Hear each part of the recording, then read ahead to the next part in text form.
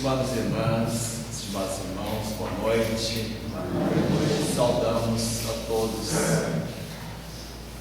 que residem aqui nesta cidade tão maravilhosa e aqueles quanto a nós que estamos aqui visitando, usufruindo das maravilhas do litoral, reforçando nossas energias físicas e espirituais nesse período de férias tão importante para o ano que se inicia. E com certeza cada um de nós fortalecemos as nossas metas para este ano, concluindo alguma coisa que deixamos por não podermos realizar no ano que passou, mas o tempo continua independente do nosso calendário, pela eternidade que vamos passando, mas a nossa eternidade é hoje. Sempre é bom fazermos o que temos que fazer hoje, na presente existência. Ninguém de nós sabe detidamente quais compromissos que assumimos, qual as realizações às quais nos comprometemos que pudesse nos credenciar para esta presente existência.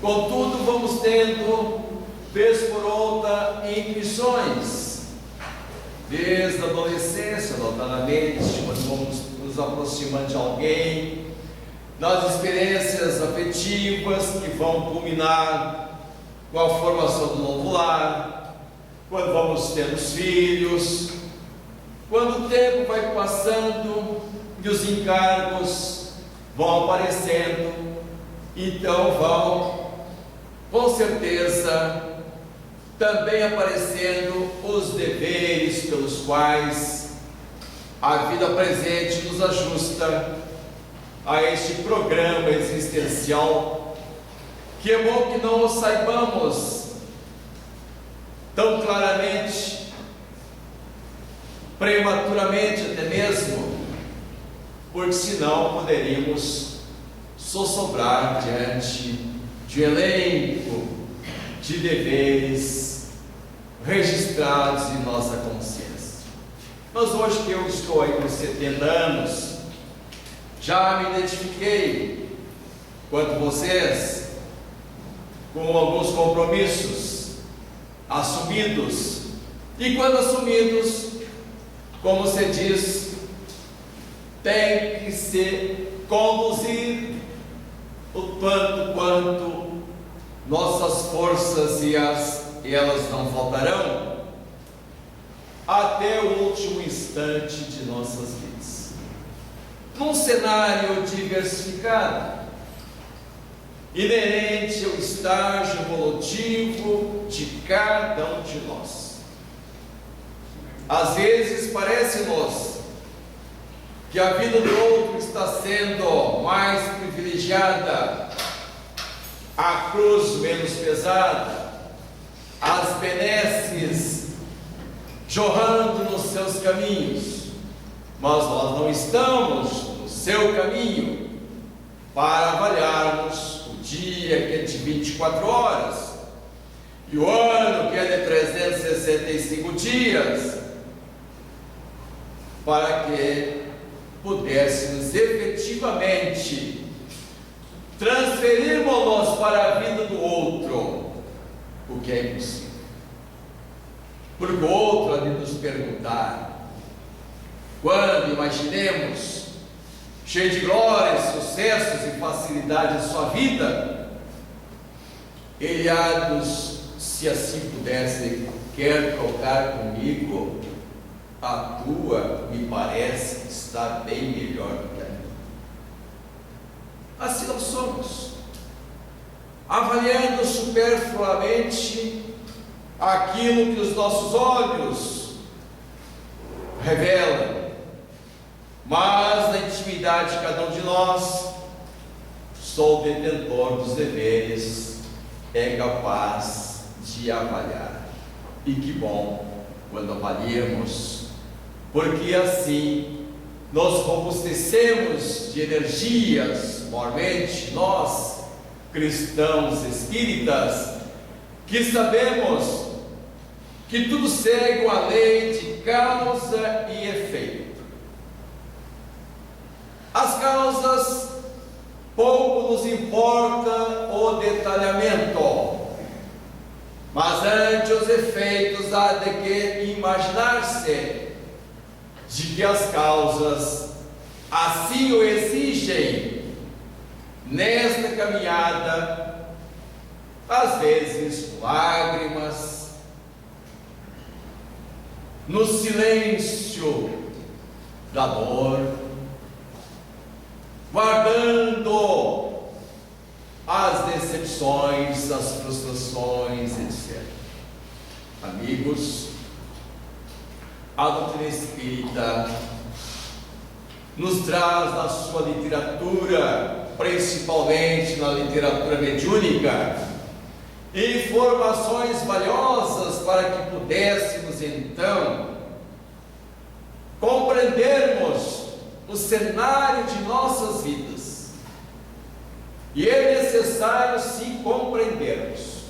Quem compreende sabe administrar as situações adversas, mercê dos desafios a todo instante. Hoje nós queremos conversar um pouco com você sobre este livro, O Nosso Lar. É o testemunho disso que nós estamos falando. Certamente a grande maioria de vocês já leram este livro. Em 2010 foi para o cinema este conteúdo. Este livro foi psicografado por Francisco Cândido Xavier. E quem o escrevera usou o pseudônimo André Luiz. É um livro de 50 capítulos, 281 páginas, e ele foi publicado pela primeira vez em 1943. Foi escrito vários anos antes de concluído. Contudo, o movimento espírita, uma vez que Chico Xavier já publicara outros livros, o primeiro, Parnaso Além Túmulo, quando ele estava antes dos 20 anos, pela Federação Espírita Brasileira. E o conteúdo desse livro trazia e traz inusitadas informações a respeito da vida no plano espiritual, no plano extrafísico. Ainda que Allan Kardec, no Livro dos Espíritos, a partir do capítulo 2, ele começa a fazer um ensaio de estudos a respeito do mundo material e do mundo que diríamos, só por questão didática, imaterial. Porque imaterial mesmo não existe. No universo tudo é matéria. Exatamente no capítulo 2, Elementos Gerais do Universo, tem o título desse capítulo, que Allan Kardec começa a perguntar aos espíritos. E todo o livro dos Espíritos é feito de perguntas elaboradas por Allan Kardec e as respectivas respostas oferecidas pelos Espíritos através de vários médiuns. Eram jovens médiuns. Quem lê a biografia de Allan Kardec, quem lê a história do Espiritismo, conhece muito bem como nasceu o Livro dos Espíritos. São 1019 perguntas e as suas respectivas respostas. Neste início, no capítulo 2, como nós dissemos, Allan Kardec começa a investigar perguntar aos espíritos. Ele era um homem de ciência. Allan Kardec estava com a bagagem cultural extraordinária, era um eminente escritor, conhecido não apenas na França, mas por vários países da Europa, onde ele levava as teorias da educação, com acento nas teorias de Pestalozzi, uma vez que ele fora estudar em Verdun e tornar-se um discípulo desse eminente educador Pestalozzi. Falava 6 idiomas, o que lhe permitia viajar pela Europa, levando a contribuição na reforma do ensino, antes solicitações das autoridades governamentais na área da educação.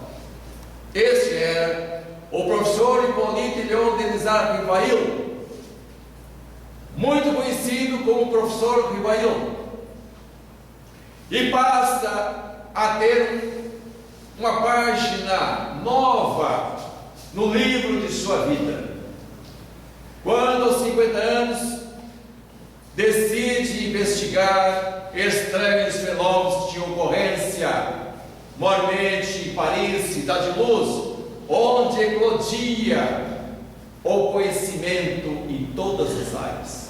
Grandes pensadores, grandes investigadores, homens de ciência, ali viviam, pesquisando as mais variadas áreas do conhecimento. E coubera a este homem, a este educador, junto com outros tantos notáveis, representando o governo, a examinar os estranhos fenômenos em que popularmente se dizia que os mortos estavam falando. Negado por toda e qualquer corrente do pensamento religioso, porque morto é morto e morto não fala, e como poderia então estar os mortos invadindo a terra e se comunicando? Mas isso vocês aprofundam lendo sobre a história do Espírito do Nascente, sobre a biografia de Allan Kardec. Bem, Allan Kardec aprofunda em capítulos seguintes com algumas perguntas a respeito da vida após a vida corporal, isto é, após a morte, o que se reserva à tradição religiosa. Já vamos encontrar, de muitos séculos, atendendo a curiosidade, a necessidade do homem saber o que lhe reserva após a morte, ainda que pareça que não nos ocupemos tanto quanto isso agora. Ninguém de vocês, nem eu também, estamos com a cabeça muito envolvida em sabermos o que vai ocorrer depois que eu morrer, porque a gente até não gosta de falar em morte. Os espíritas não têm problema com isso, mas na roda de amigos, de familiares, provavelmente onde tiver alguns idosos, há que se ter cuidado com o tema, porque as pessoas não querem ouvir a palavra morte. Mas o Espiritismo veio para matar a morte, para dizer que a morte não existe. Porque quem escreveu a doutrina espírita foram os mortos, considerados pelos homens, que trouxeram a revelação e que coubera ao professor Rivail, que ao editar pela primeira vez o Livro dos Espíritos, usa o pseudônimo de Allan Kardec. Coubera a ele reunir essas informações, organizar esse conhecimento dispersos em vários temas, e didaticamente nos apresenta o Livro dos Espíritos, dia 18 de abril de 1857. trazendo informações novas, o que até então as religiões tradicionais nos colocavam, de que após a morte há alma, e que não se definia o que era alma, uma abstração, uma incógnita, algo fora do corpo, tanto que as pessoas dizem a minha alma, ou o meu espírito. Até hoje ouvimos as pessoas falarem, quando eu morrer a minha alma. Então há uma dualidade, eu, com a identidade que eu adoto, e a minha alma. Mas eu sou algo descomprometido com a alma, porque aqueles que pensam assim, que a alma tem um destino, na tradição religiosa, ao céu,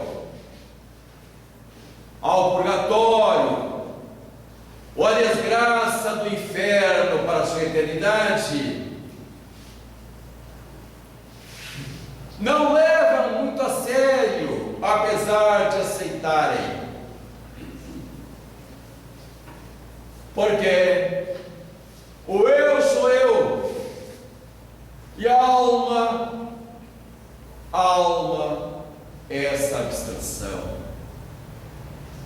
essa incógnita, essa coisa que eu não sei como funciona, mas que diz a tradição religiosa vai para o céu, e como tem uma representação de Jesus na terra, como se Deus fosse, não é. Reserva-se aos bons, ao lado do Senhor Jesus Cristo, um assento. Mas são bilhões e bilhões de almas que já morreram. E se assim fosse, ao lado direito de nosso Senhor Jesus Cristo, a distância seria tal que não ouviríamos muita distância. Mas o céu não é para todos, é para poucos, assim diz a tradição religiosa. E a massa humana vai para o purgatório, e de lá, num tempo indefinido, ganha o céu. Contudo, aqueles que não tiveram nem a oportunidade derradeira do arrependimento, no ato extremo, chamado extrema-unção, consagrado por um dos práticas ritualísticas da Igreja Católica, ele tiveram a vida comprometida com as leis de Deus, e quem não as teve, mas esse comprometimento nem todos sabem e não toma evidência. Só vamos saber com a doutrina espírita que está registrado na nossa consciência, porque a consciência é a estrutura da alma. Irão para o inferno, e lá vão se ver com o Satanás, que é um ser todo poderoso, que competira com Deus, e trouxera para junto de si aqueles que Deus Pai, Criador, Supremo Criador, não os aceitou. Foram séculos que nós vivemos na infância, limitados no uso da razão, apesar de sermos espíritos humanos únicos, racionais. Mas é de pouco tempo que se conquistou a liberdade da razão, porque as doutrinas sufocavam-nos ante os poderes políticos, econômicos, administrativos, impedindo-nos de pensar. E notadamente a mulher que ganha dessas últimas décadas a propriedade de pensar. Nossas mães, eu com 70 anos, minha avó, muito menos, eram impedidas de pensar. porque só compartilha de decisões quem pensa, porque quem pensa fala com lógica, com clareza, com lucidez, afere conhecimentos que tentam impor. Então, o espírito humano arregaçou a liberdade, e nesses últimos 100 anos deu passos acelerados em busca da conquista da plenitude da liberdade, porque a liberdade é a garantia das leis de Deus. Allan Kardec viera questionar os espíritos a respeito da liberdade e colocar lá num dos últimos capítulos, onde nós vamos encontrar 9 notáveis leis que configuram a Constituição Divina. Algo importante. Nós transitamos pelo mundo com cuidados para não nos comprometermos com as leis. Estão tão diversas as leis. Agora vamos sair daqui um pouco e ali na avenida já encontramos um semáforo. Ele está para o cumprimento da lei. E assim são códigos e mais códigos de leis, formando a notável Constituição para disciplinar, para ordenar a vida humana na terra. Moisés trouxera as 10 consagradas leis do Decálogo. Jesus confirmou-as, inquirido pelo doutor da lei, das leis, que então, no judaísmo, quem não entendia a mensagem do Cristo, perseguiram-no, levaram-no à pena de morte e perseguiram por longos séculos os primeiros cristãos que notabilizaram-se com o testemunho da verdade, pregando a longas distâncias por onde poderiam, naquela área da Ásia, entrando pela Europa e chegando até pela África, em ingentes viagens a pé, longas caminhadas, pregando a boa nova, a mensagem do Cristo. Jesus, questionado pelo doutor das leis se ele viera para derrogar as leis, referindo-se aos ensinamentos de Moisés e de outros grandes profetas que configuravam a doutrina do judaísmo, ele assegurara: eu não vim para derrogar as leis, eu vim para que se cumpram as leis. Contudo, trouxe para essas leis, que é o Decálogo, um recheio especial, como alguém que faça o mais gostoso dos bolos, que é usado nos aniversários, casamentos, nas grandes solenidades, o bolo, a presença do bolo. E alguém descobre o recheio nunca por alguém experimentado. Assim o fez Jesus. Trouxe ao planeta Terra a lei do amor. Este recheio. Nunca ninguém, nem dos grandes apóstolos, tal Jeremias ou Isaías,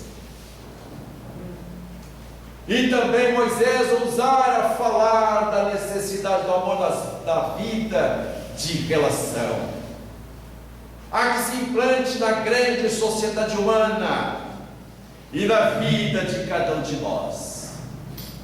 Este é o recheio do bolo que já existia, trazido pelos grandes profetas. Mas Jesus assegurava também que não era possível dizer tudo ao homem, porque há 2000 anos atrás, quiçá o homem estivesse entrando para a segunda infância, onde a adolescência só dali a alguns séculos daria as possibilidades para os conhecimentos mais avançados. E era um desses extraordinários momentos que Jesus, alentando os apóstolos, que são aqueles que estavam no dia a dia à sua volta, bebendo do conhecimento novo, e que dariam a multiplicidade desses conhecimentos ao longo dos séculos, suspeitando ante tenaz perseguições das autoridades que buscavam prender Jesus, o profeta que estava incomodando o grande império romano, atraindo para junto de si algumas autoridades, alguns procônsuls, alguns governadores. Todo aquele que ouvira Jesus falar, anunciar a boa nova, não tinha como negar aquelas verdades. E foi por isso que nós vamos encontrar em várias citações dos evangelistas, doutores da lei procurarem-no, como Nicodemos, grande doutor da lei, que é informado por Jesus sobre a reencarnação, e o outro grande doutor da lei, que vai perguntar a altas horas da madrugada, para que na via pública não o conhecessem. Ele o aguardava na casa de Simão Pedro, e surpreendendo-se da majestade daquele ser, de imediato pergunta: mestre, qual é o maior mandamento das leis de Deus? E é nesse instante que se tem informação que amar a Deus com todas as forças do teu coração e do teu espírito, e amar o próximo como a ti mesmo, é o segundo mandamento. Amigos, Jesus alentava os apóstolos, dizendo do seu retorno, mas assegurava que pediria ao Pai, e o Pai enviaria um outro Consolador, que haveria de vir para lembrar tudo o que ele teria dito e dizer muito mais. Fora necessário que 18 séculos se passassem, nas lutas imensas, para que a doutrina do Cristo se ocupasse nas mentes dos povos. E os povos se espalhavam pela terra.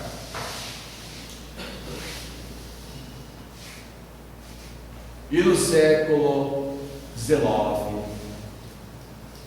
em meados de 1850 e alguma coisa, começam as revelações prometidas por Jesus, em que ele pediria ao Pai, o Pai enviaria o novo Consolador.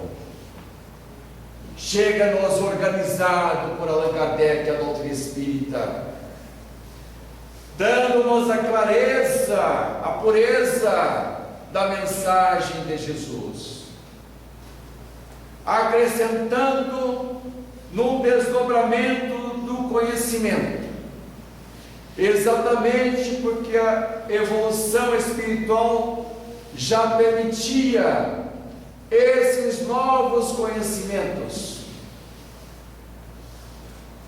que aqueles que o buscam não encontram argumento para negá-los. A revelação, então, desta época, a partir desta época, não cessou. Os Espíritos continuaram,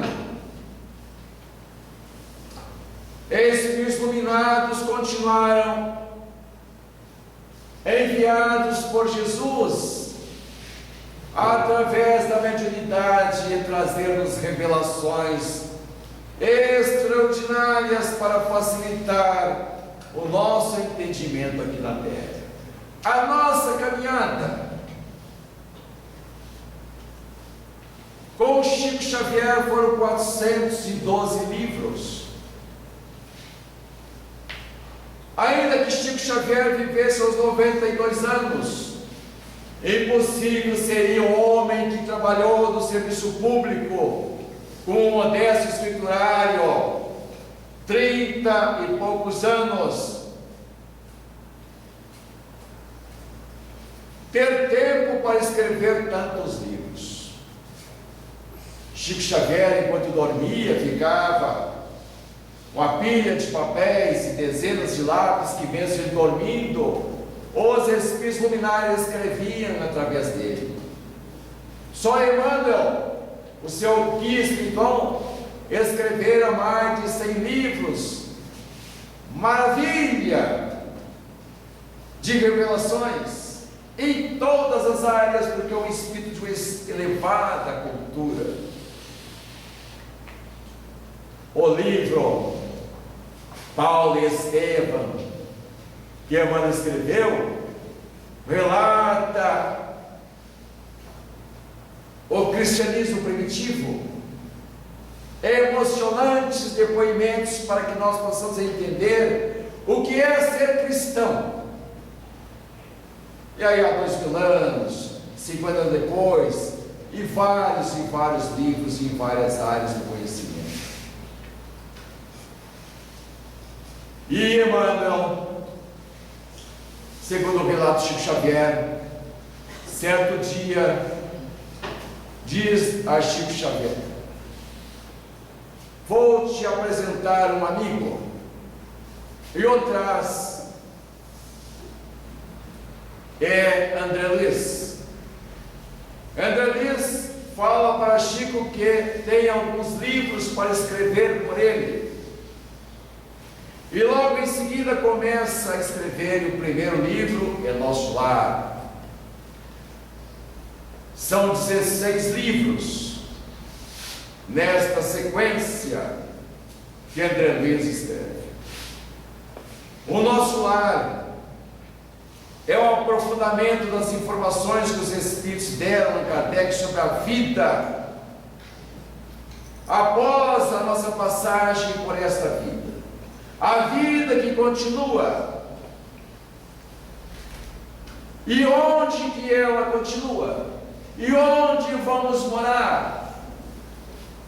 Já Allan Kardec, através da revelação dos Espíritos, informava que no entendimento da mensagem do Cristo há muitas moradas na casa do Pai. Os Espíritos falaram da pluralidade dos mundos habitados. Mas mundos habitados até então, presos às informações vindas através de Allan Kardec, eram de planetas, outros planetas habitados.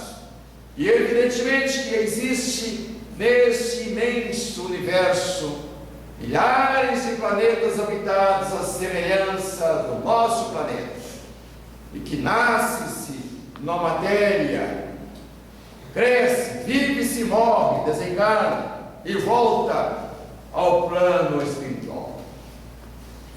Mas André Luiz relata a vida que segue na atmosfera espiritual dos planetas, e no caso do planeta Terra. Ele conta que após o seu desencarne, onde demorara-se um pouco para se identificar como desencarnado, mas assim que tiver a oportunidade de identificar que tinha morrido, lembrando-se exatamente para o momento em que os espíritos, fazendo chacota, fazendo-o sofrer, ele sentindo-se abandonado, roupa esfarrapada, cabelos longos, barba longa, um verdadeiro indigente, era motivo de crítica por outros que estavam à sua volta, porque ele havia sido médico no Rio de Janeiro e fora um importante médico, fora um cientista. E ele então, e os espíritos dizem: esse é o coitado de um suicida que veio parar aqui. E ele lembrava-se de que tinha descido de uma infecção intestinal e que tornara-se grave a doença e que ele morrera. Lembrava-se da sua morte,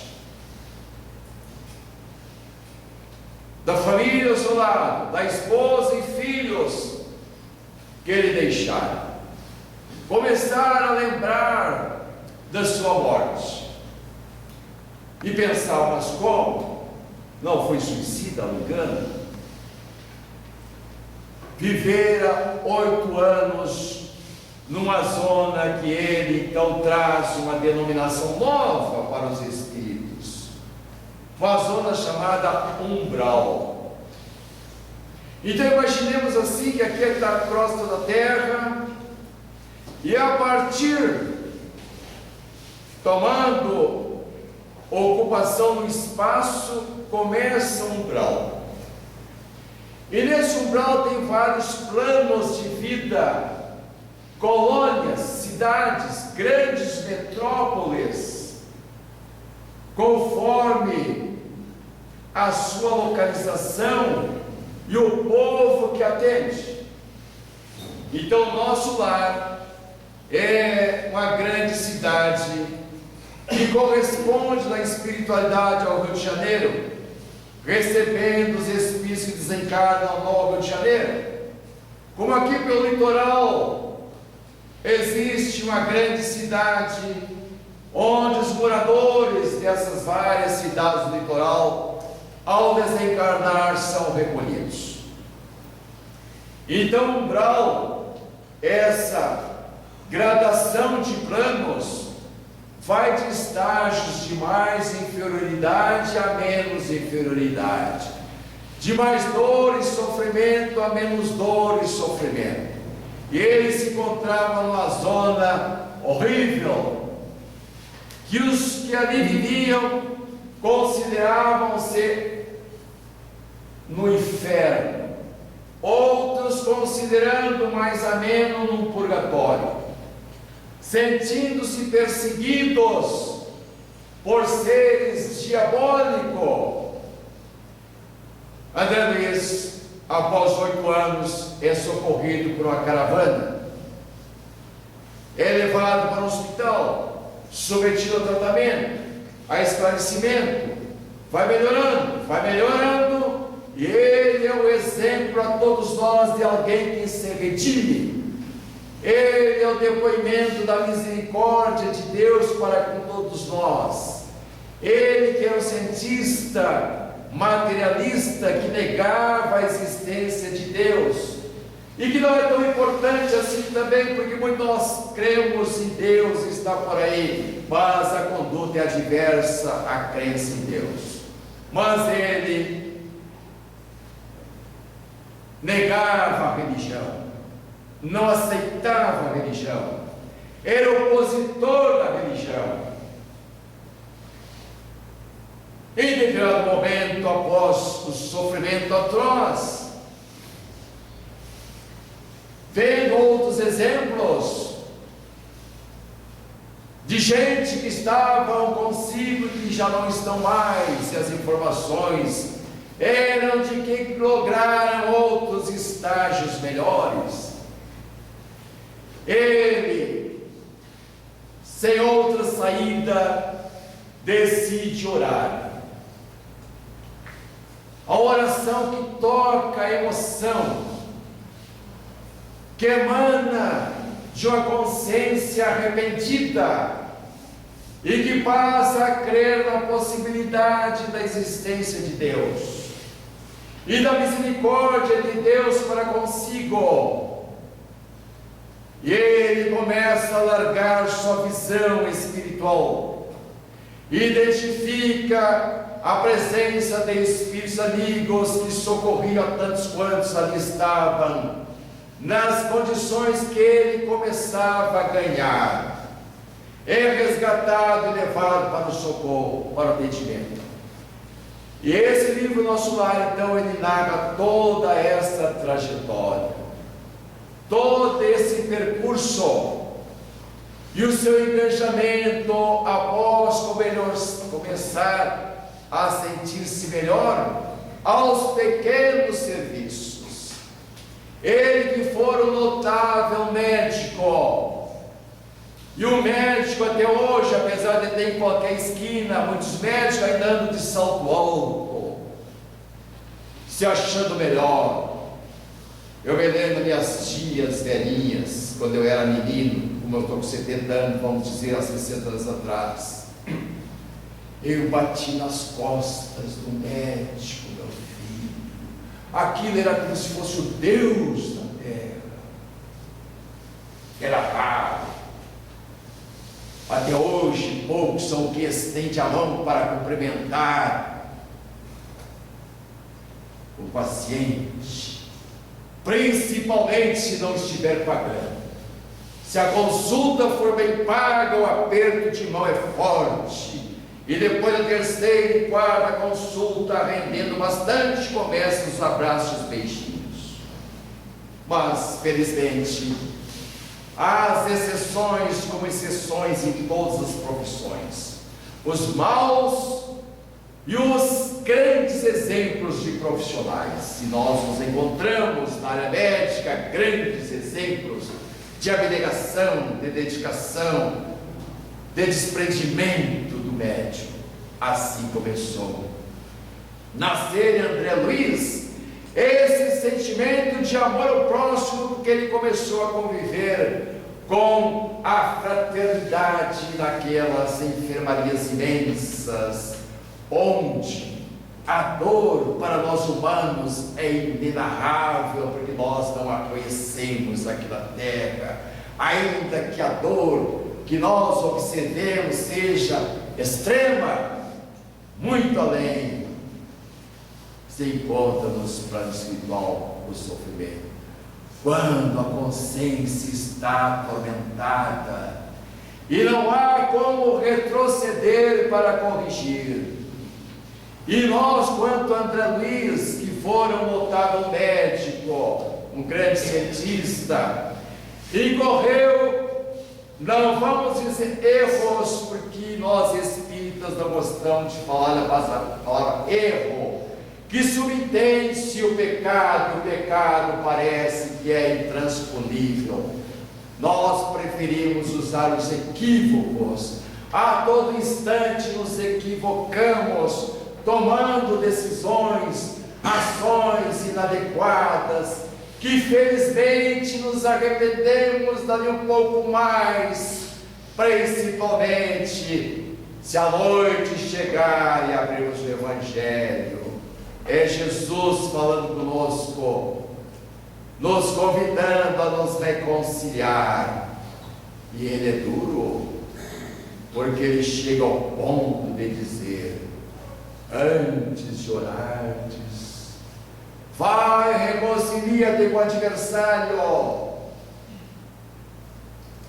O que nos liberta como espírita de termos adversários, as animosidades, os rancores, nem pensar no ódio ou na vingança, que não faz parte da conduta, nem incipiente que se manifesta em nossos anseios, ante os desafetos, porque somos espíritas. Assim viveu André Luiz, dando-nos estes testemunhos. Mas não é necessário chegarmos nessas regiões do umbral. O conhecimento nos alarga para que possamos aqui na terra experimentarmos a consciência no céu. Não que não venhamos a nos equivocarmos amanhã de manhã bem cedo, ou quem sabe daqui um pouquinho saímos daqui. Mas ao espírita cristão não deve se demorar os sentimentos contrários ao amor, porque se demorar se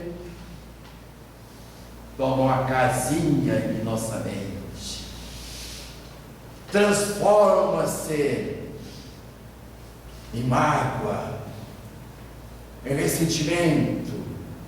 Ai, eu sou tão boa mãe, tão bom pai, o que estou fazendo para mim? Que importa? Deus é bom, maravilhoso, justo e misericordioso, e nos aguarda. Jesus disse: não arredarei pé enquanto tiver uma ovelha desgarrada do rebanho. Ele nos aguarda de braços abertos, mas necessário é que a nossa consciência aponte com sinceridade, com honestidade, o desejo do arrependimento.